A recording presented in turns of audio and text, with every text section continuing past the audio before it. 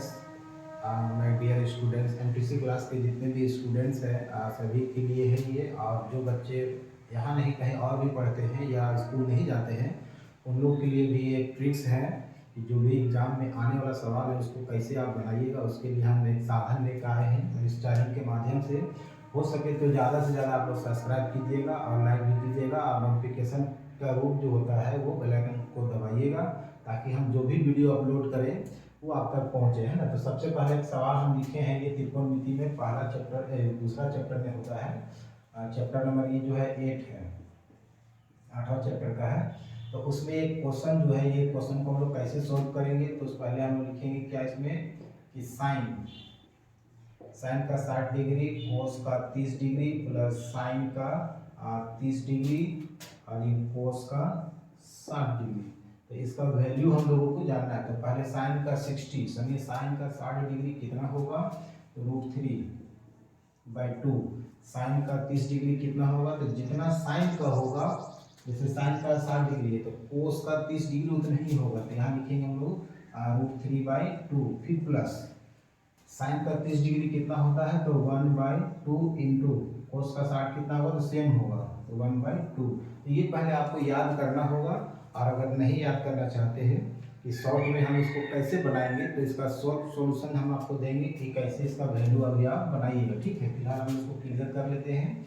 इन दोनों को इंटू करेंगे तो क्या हो जाएगा 3, ये दोनों को इंटू करेंगे तो हो जाएगा 4, यानी √3 इंटू √3, यानी √3 को √3 से जब गुना करेंगे तो वो 3 ही निकलेगा, ठीक है। Plus 1 into 1 is equal to 1 और ये 2 जब गुना होगा तो हो जाएगा ये 4।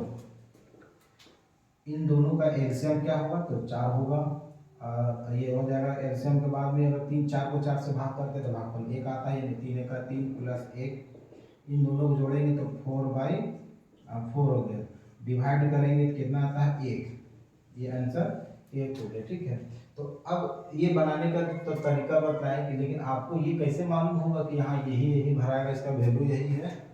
तो इस वैल्यू को जानने के लिए हम आपको एक ट्रिक्स बता रहे हैं। उस ट्रिक्स के अनुसार आप उसको बनाइए, देखिए, सॉल्व कीजिएगा तो ये समस्या हल हो जाएगा।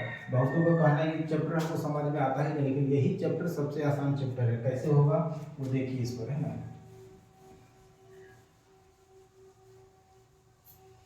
तो सबसे पहले हम लोग इसमें एंगल कोण निकालने के लिए सीखेंगे कि किसका कितना कितना डिग्री होता है। तो मान लो ये एंगल लिखा जाता है, ठीक है। अब इस तरह का पैरेलल बनाएंगे और ये हो गया 0 डिग्री, ये हो गया 30 डिग्री और ये 45 और ये 60 और ये 90। तो सबसे पहला साइन, तो साइन ए आप 1 का यदि निकाल लेते हैं, 1 का जब आप निकाल लोगे तो बाकी सबका आप आराम से निकाल लोगे। तो कैसे होगा, तो जैसे साइन का 0 डिग्री कितना होगा नहीं मालूम, 30 डिग्री कितना होगा नहीं मालूम, यानी लगभग किसी का नहीं मालूम है फिलहाल, ठीक है। तो हम लोग एक संख्या लेंगे, उस संख्या के माध्यम से इसको निकालेंगे, जिसको हम लोग कहते हैं पूर्ण संख्या। तो पूर्ण संख्या कौन होगा, 0/4 पूर्ण वर्ग, है ना। ये 1/4, 2/4, 3/4 और ये 4/4 और सबका वर्ग करेंगे। तो 0 को हम गुना करें चाहे भाग करें किसी भी संख्या से तो क्या हो जाएगा 0। इससे पता चला साइन का 0 डिग्री इज इक्वल टू 0, ठीक है। अब 1 का वर्ग कितना होगा 1, तो अब 1 लिख देंगे। 4 का वर्ग कितना होगा 2, तो यहाँ लिख देंगे 2। इसको पहले हम डिवाइड किया। अब यदि विभाजन है तो पहले डिवाइड किया जाएगा। 2 को जो है डिवाइड करेंगे 4 से तो 1/2 आएगा। अब इसका वर्ग लेंगे तो 1 का वर्ग होता है 1 और 2 का वर्ग नहीं होगा तो यहाँ हम लोग लगाएंगे √2 और √3 हो जाएगा ये, तो उसका डिवाइड होगा नहीं। 4 का डिवाइड क्या निकलेगा 2 और इसको डिवाइड करेंगे तो 1/1, 1 का वर्ग कितना होगा 1, तो यहाँ 1 लिखेंगे। तो इस संख्या के माध्यम से हम इस संख्याओं को भर सकते हैं और यही इसका एक ट्रिक्स है कि इस माध्यम से हमको कैसे पता चलेगा कि यही आएगा, यही सब भराएगा।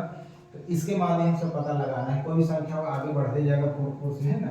तो इस तरह से सबसे पहले हम लोग इसको पहला संख्या जब निकाल लेंगे, आप पहला बॉक्स भर लोगे तो दूसरा बॉक्स तीसरा बॉक्स आप ऑटोमेटिक भर जाएगा, ठीक है। साइन के बाद क्या होता है कोस, तो कोस ए बड़ा आसान है। कोस ए, इस 1 को उठाएंगे यहाँ रखेंगे, फिर इसको उठाएंगे यहाँ रख देंगे, इसको उठा के जस्ट उसका नीचे रखेंगे, इसको उठाएंगे तो 1/2 यहाँ रहेगा, इसको उठा करके 0 हम लोग यहाँ भर देंगे। ठीक है, अब इसके बाद देखो एक भरे दूसरा अपने आप भर गया, तीसरा क्या होगा 10।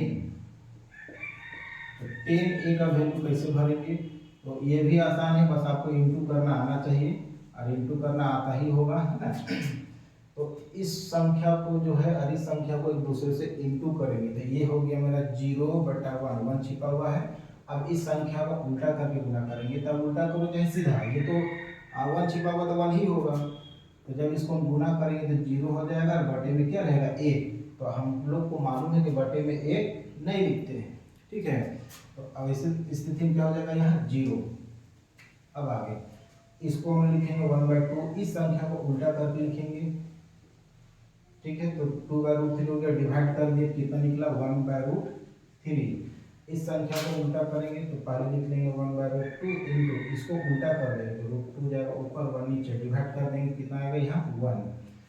फिर इसको लिखेंगे तो पहले लिखेंगे √3/2 इंटू, इसको उल्टा करेंगे तो 2 ऊपर जाएगा और 1 नीचे, तो 2 का टेबल में कट गया, तो ये रहा मेरा √3/1। तो बाय में 1 नहीं लिखना है। ठीक है, अब ये 1/1 हो गया इंटू, इसके नीचे कितना छिपा हुआ 1, तो वो 1 चला जाएगा ऊपर और 0 आ जाएगा नीचे। जब गुना करेंगे तो हो जाएगा 1 और ये गुना होगा तो क्या हो जाएगा मेरा 0। तो ध्यान दीजिएगा, आपको एक सवाल बता रहे हैं, तो अगर ऊपर में 1 रहे और नीचे 0 रहे तो ऐसे स्थिति में इसको हम लोग अपरिमेय संख्या कह सकते हैं। ठीक है, या फिर ऊपर में रहे 0 और बटे में रहे 1, तो ऐसी स्थिति में 0 आएगा। ठीक है, तो इस जगह पर हम लोग को क्या मिला था अभी 1/1 था, एक गया ऊपर 0 रहा नीचे, तो इंटू करेंगे तो 1/0। तो ऐसी स्थिति को हम लोग किस रूप से निरूपित करेंगे, अपरिभाषित संख्या। तो इसको हम लिख सकते हैं अपरिभाषित, यानी इसका भी अर्थ क्या होता है 0। ठीक है, तो अब साइन कोस के निकल गया, तो अब हम लोग 3 ठो और जो है वो बड़ा आसान है। वो क्या आसान है कि आपको उल्टा करना आना चाहिए। तो उल्टा में ये है कि साइन का उल्टा क्या होता है कोसेक। तो कोसेक ए के लिए, तो कोसेक ए को जो है हम कैसे निकालेंगे, तो सबसे पहले हम लोग देखेंगे साइन का यहाँ उल्टा करेंगे, तो उल्टा में हम लोग को क्या मिल रहा है 0 है, तो इसको उल्टा कर देंगे तो ये उल्टा में हो जाए 1 चला जाएगा ऊपर 0 नीचे। तो इस स्थिति को भरना है ना। तो इस स्थिति को भरने के लिए हमको कौन सा ऑप्शन मिल रहा है अपरिभाषित संख्या। तो आप यहाँ भर सकते हैं अपरिभाषित संख्या, अर्थात इसका भी मतलब 0 ही होता है। ठीक है, अब उसके बाद यहाँ आते हैं, इसको जब हम लोग उल्टा करेंगे, उल्टा भर रहे हैं, साइन का उल्टा क्या होता है कोसेक, इसको उल्टा करेंगे तो 2 जाएगा ऊपर 1 नीचे, इसको उल्टा करेंगे तो √2 जाएगा ऊपर 1 नीचे, इसको उल्टा करेंगे तो 2 जाएगा ऊपर √3 नीचे। अब इसको उल्टा करो चाहे सीधा करो, उसका मतलब 1 ही आएगा। ठीक है, अब इसके बाद साइन के बाद क्या होता है कोस, तो कोस का उल्टा क्या होगा मेरा कोसेक, सेक होगा, सेक ए।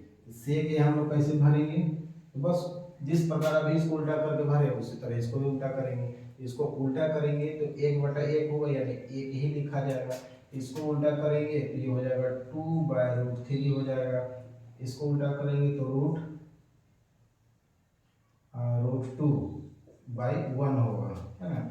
इसको उल्टा करेंगे तो 2/1 होगा।